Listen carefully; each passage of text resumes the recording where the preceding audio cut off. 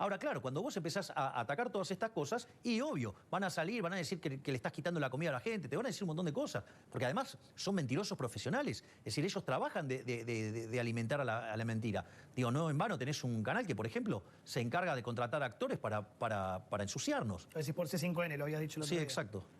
Y es un escándalo. No, porque lo dijiste también el otro día. ¿Te molesta eso a vos? No. El tema de que, según vos, contraten actores. No, no, porque afortunadamente en la era digital y en la era que vivimos, esas mentiras se caen muy rápidamente.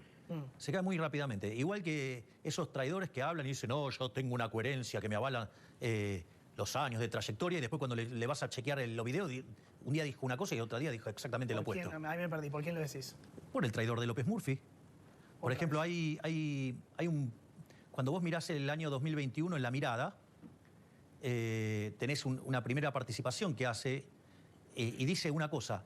Y cuando va tiempo después al mismo programa dice exactamente lo opuesto, para justificar la mentira que hizo. Yo pensé, el otro día me sorprendí con lo de traidor, porque es la segunda vez que lo decís, como son los dos liberales o libertarios, pensé que había otra relación, pero algo pasó entre ustedes, ¿o no? Yo me lo perdí esto, algo pasó. Bueno, digo, pasaron varias cosas. ¿Pero qué pasó? Bueno, él decidió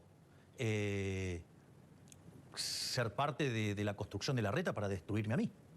Y de hecho eso está...